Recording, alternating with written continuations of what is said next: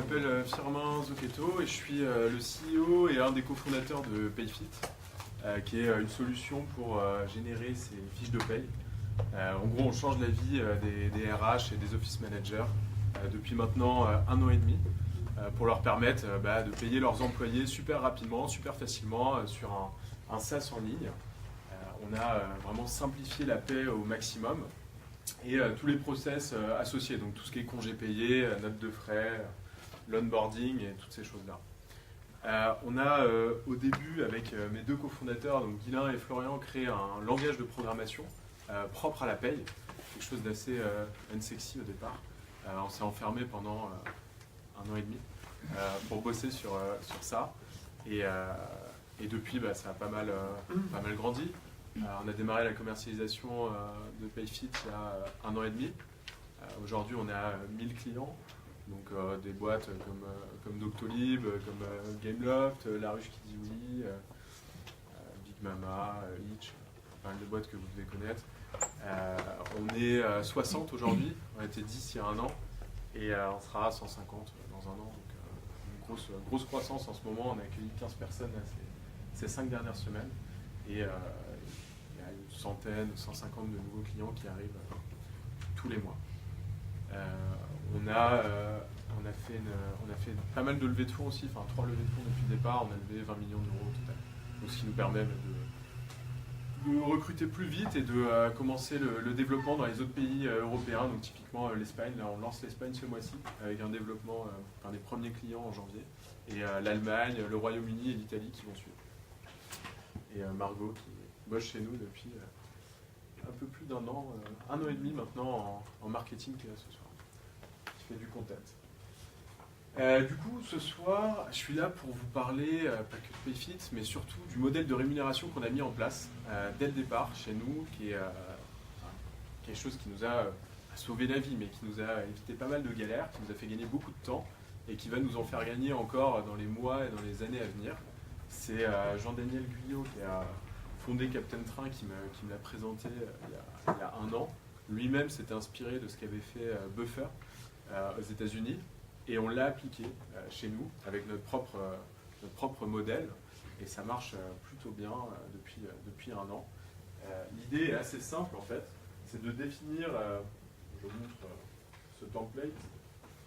L'idée en fait elle est super simple, c'est de définir des composantes en fait qui vont vous aider à évaluer vos collaborateurs, vos employés. Donc c'est vraiment, ça part d'une base super simple. Donc là, on a documenté, on explique un peu comment ça marche, en fonction du poste dans l'équipe, de son expérience. Il a des coefficients qui lui sont assignés, il peut avoir des bonus s'il va plus vite. Et après, on a ce modèle de rémunération qui sort, avec, en fonction des cases, un salaire qui arrive. Alors, je ne sais pas si tout le monde voit bien. Donc c'est un système qui nous a pris, je pense, maximum 2 heures à mettre en place.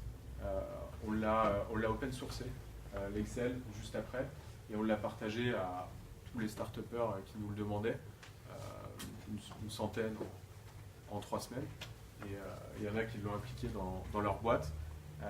On a décidé aussi d'être hyper transparent avec chaque payfitter au sein de la boîte, et de donner en fait quand ils le souhaitent, les salaires des autres personnes dans la boîte, de manière à ce que chacun sache en fait combien les autres sont payés, et qu'il n'y ait pas de frustration en fait au sein de nos équipes. En fait, on est parti du principe qu'il y a des boîtes où en fait plus vous négociez bien et mieux vous êtes payé. Donc c'est-à-dire que vous allez avoir le même âge, faire la même chose, avoir les mêmes compétences, sortir de la même école, même motivation.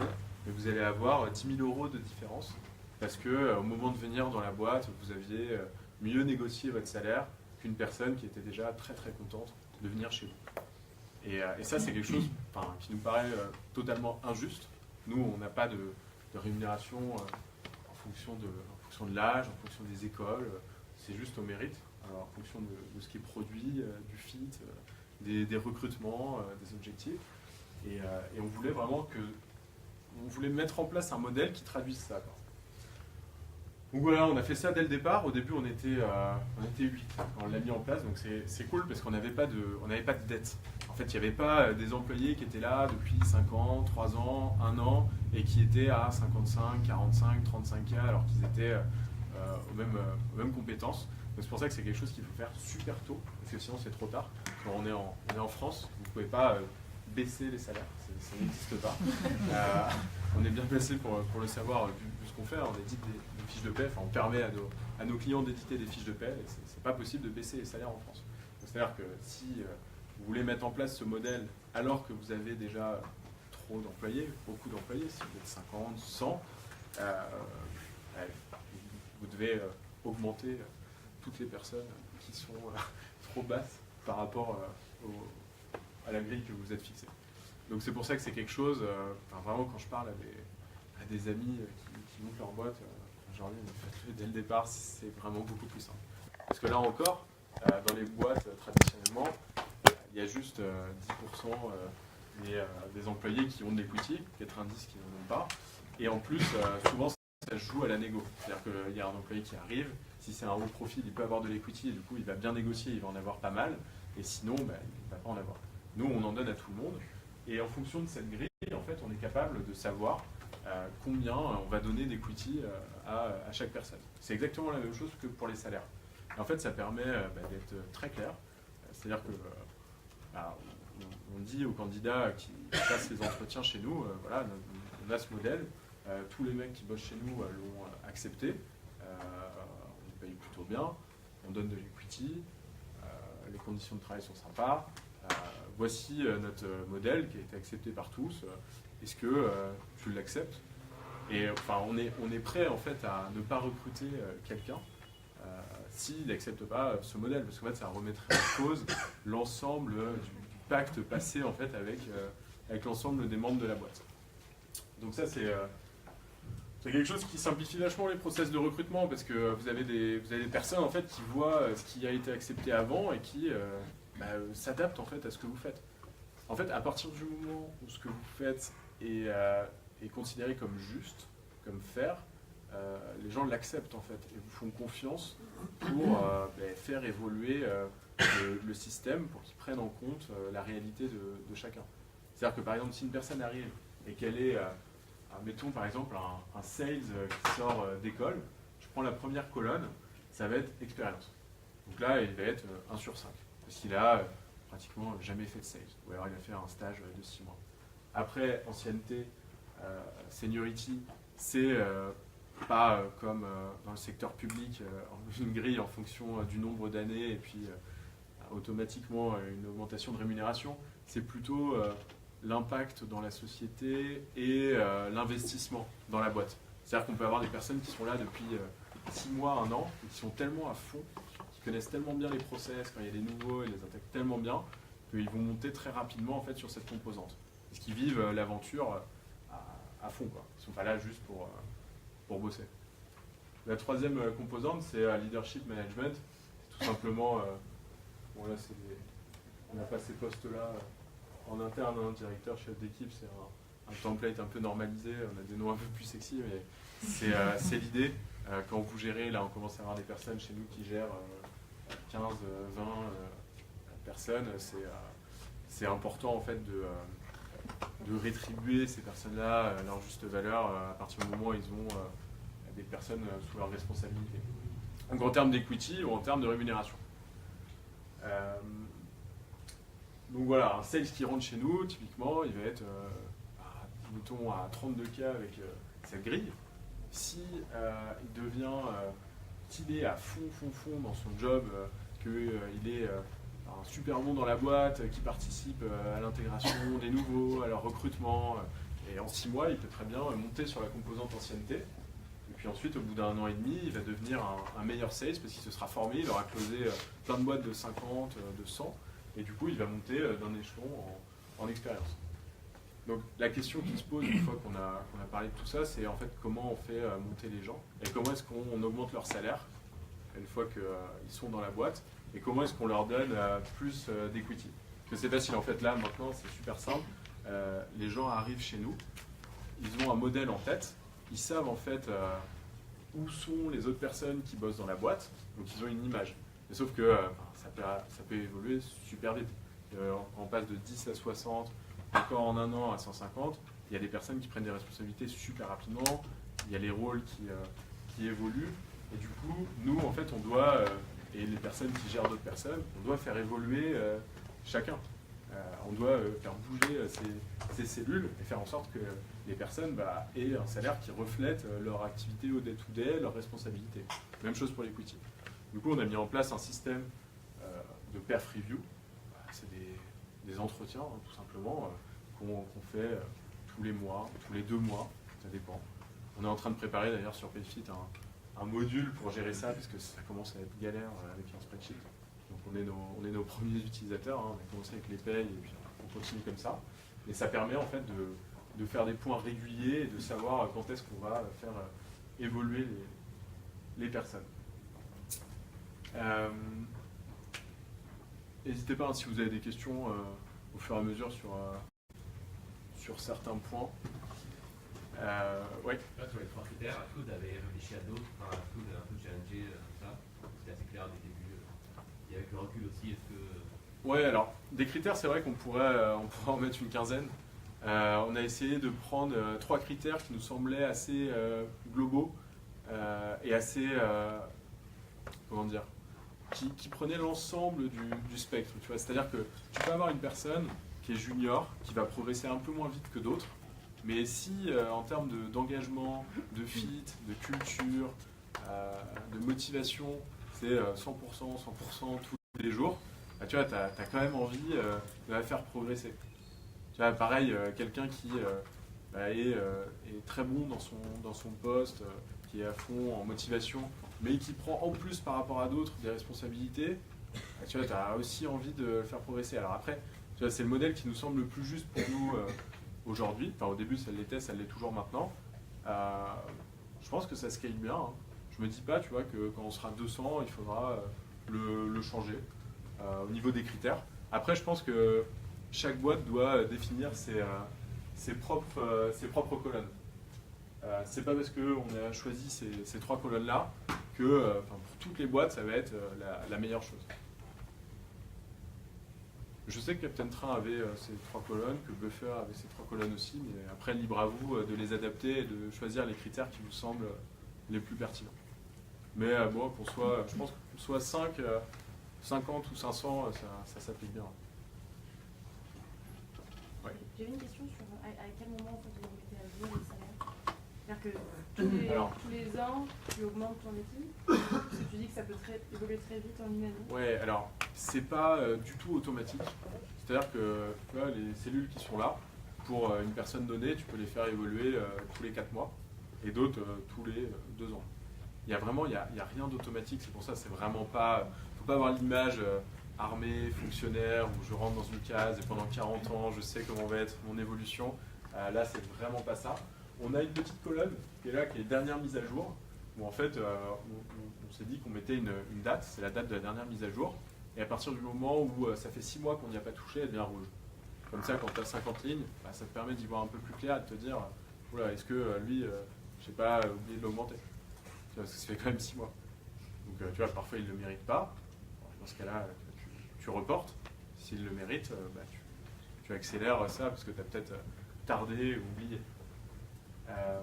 Mais donc c'est hyper variable. C'est vraiment hyper variable. Ouais. Est-ce que concrètement, si je progresse tous les mois, je peux être augmenté tous les mois?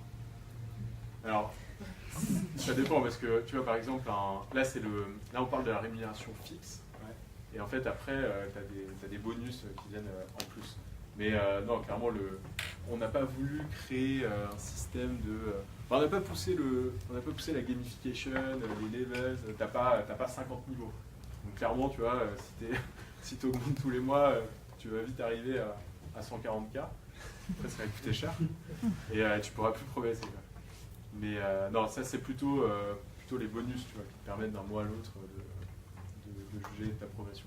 Mais il faut que ça soit un système qui soit hyper facile à expliquer, hyper lisible, que ça soit transparent, que les personnes tu vois, qui sont gestionnaires de paie, qui bossent chez nous, comprennent comment les sales sont payés, comment les techs, les products sont payés, Et du coup, il ne faut pas rentrer dans un système où on fait des niveaux beaucoup trop complexes. Là, en fait, cette grille, vous pouvez paramétrer, vous aurez accès au modèle, hein, vous pouvez paramétrer tout ce que vous voulez. Vous pouvez dire, par exemple, que vous souhaitez que les techs soient mieux payés que les sales ou le contraire. Mais les niveaux restent les mêmes pour tout le monde. C'est assez général. Ouais. Vous êtes inclus dans la grille en tant que fondateur ou pas? Non, c'est pas inclus, mais on devrait. On s'est pas inclus, mais on devrait le faire. Ok. Et du coup, vous êtes transparent sur vos salaires auprès de vos employés? Ouais, on est transparent. Ouais. En fait, le truc, c'est que nous, on est... on a un PayFit sur PayFit, quoi. C'est-à-dire qu'on on est nos premiers, on a été nos premiers utilisateurs. Si tu veux, il y a eu Nestor qui a été notre premier client, Hitch qui est arrivé juste après, il y a 1 an et demi, mais juste avant, il y avait nous. Et du coup, c'est assez facile. Tu vois, tout le monde connaît super bien la paye dans la boîte, les process RH. Donc, c'est assez facile d'être transparent sur nos rémunérations. Ouais. Est-ce qu'il y a des profils qui se dégagent pour ceux qui sont contre et ceux qui sont pro? Est-ce qu'il y a ceux qui sont pro, ils sont en général plus âgés, plus expérimentés, ceux qui sont contre la transparence des salaires sont plus jeunes, c'est peut-être des clichés, mais est-ce qu'il y a des choses qui se... Alors pour l'instant, on n'a pas remarqué ces tendances-là. Ça nous est arrivé, franchement, ça nous est arrivé une fois de ne pas embaucher quelqu'un qu'on voulait parce que cette personne avait peur de ce système-là. Elle avait peur de cette transparence et donc on a préféré pas continuer en fait.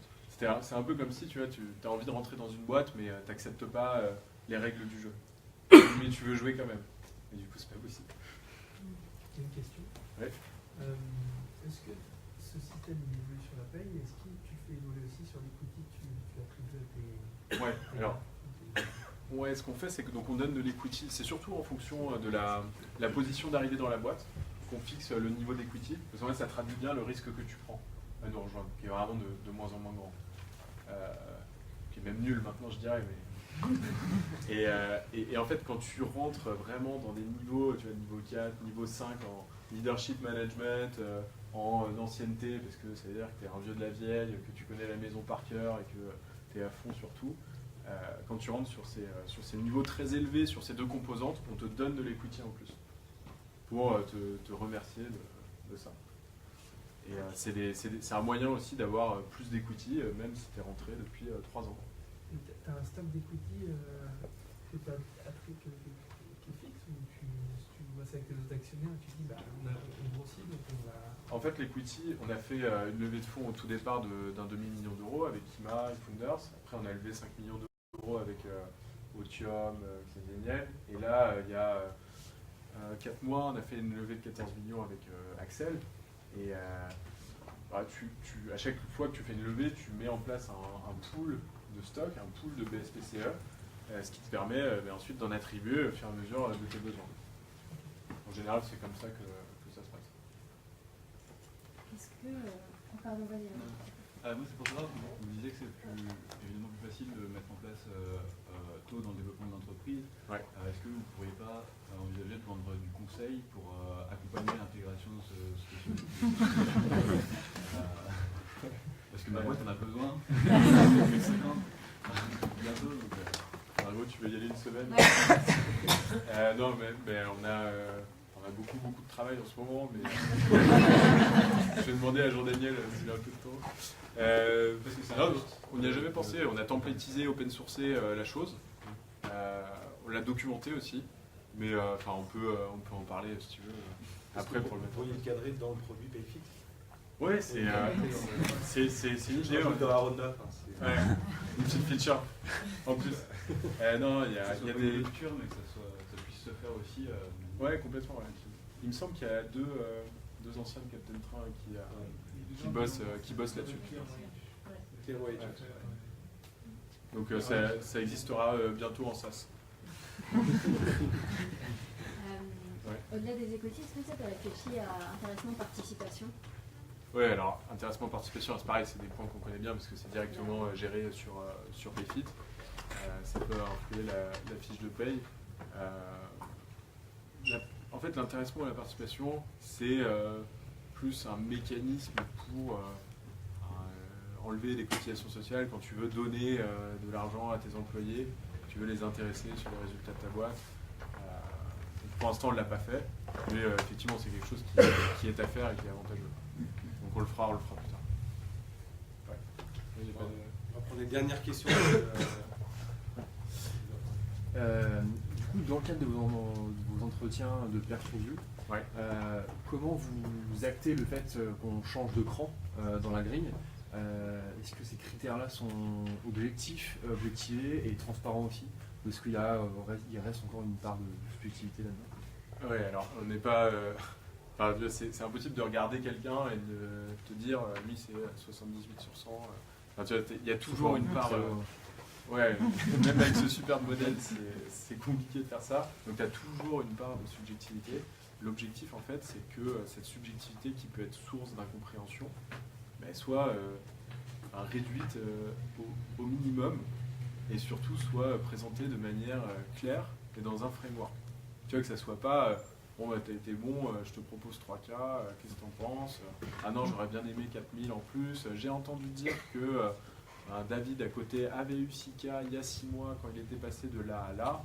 Et là, tu rentres dans un truc où c'est fini, quoi. C'est vraiment fini et tu as non seulement des frictions en interne, toi, tu n'as pas du tout envie d'avoir à gérer ça. Et du coup, tu fais ça. Et voilà, quand tu dois monter par rapport aux autres, par rapport à ce que le mec en haut pense, parce qu'il pense de manière faire, c'est le prérequis. Hein. Sinon, si tu n'augmentes pas les gens quand ils le méritent, c'est fini. Il faut qu'ils aient confiance en toi, en fait, à ce niveau-là. S'ils n'ont pas confiance en toi, c'est un modèle qui ne marche pas, évidemment. On prend juste une dernière question, question courte, réponse courte. Donc Benjamin s'installe peut-être. Alors on gère les notes de frais, on gère les congés, les absences. On est en train de rajouter là un module d'onboarding. On a rajouté un module de pointage. En fait, le but, j'en ai parlé au départ, mais c'est de faire les fiches de paye et tout ce qui touche à la gestion des employés. Donc dans les boîtes de 5 personnes, de 50, 500 personnes, c'est vraiment l'objectif.